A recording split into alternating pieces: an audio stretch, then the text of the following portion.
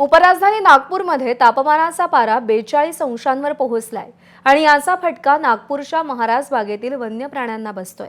प्राण्यांना उष्माघाताचा धोका असल्याने विविध उपाययोजना राबवण्यात येत आहेत आणि अशातच बिबट्या, अस्वल आणि पक्ष्यांच्या पिंजऱ्यात कूलर लावले जात आहेत। तसेच पिंजऱ्याभोवती ग्रीन नेट लावून पाण्याची फवारणी केली जाते। वाघांसाठी पाण्याचे छोटे छोटे तलाव तयार करण्यात आले, तर प्राण्यांच्या खाण्यापिण्याची देखील विशेष काळजी घेत असल्याचं वैद्यकीय अधिकाऱ्यांनी सांगितलंय।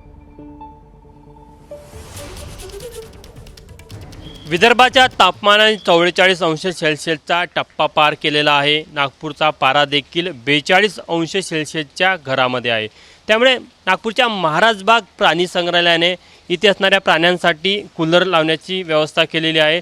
सोबतच दुपारच्या वेळेला आपण बघू शकतो की कशा प्रकारे त्यांच्या पिंजऱ्यामध्ये पाण्याने फवारा मारून आतमधलं तापमान नियंत्रित केलं जात आहे।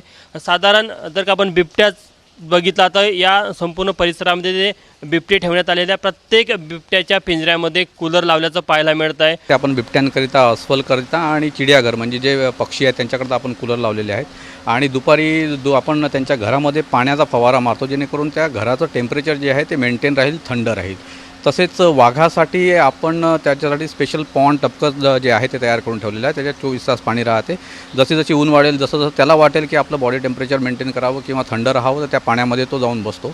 तसेच जे तृणभक्षी प्राणी आहेत, म्हणजे मोठ्या घरामध्ये जे राहतात, त्यांच्यासाठी आपण प्लांटेशन जे आहे, बांबूचं प्लांटेशन केलेलं आहे। तिथे सावली आहे आणि तिथे बांबूच्या प्लांटेशनमुळे थंडी हवा पण राहते। इथलं प्रशासन हे उन्हापासनं प्राण्यांना त्रास होऊ नये, उष्माघाताचा त्रास होऊ नये, त्यासाठी कशा प्रकारे काळजी घेतं हे आपल्याला या दृश्यांमधनं पाहायला मिळत आहे। कॅमेरामॅन मिथुन आत्मनेसह तुषार कोहळे, एबीपी माझा, नागपूर। एबीपी माझा, उघडा डोळे बघा नीट।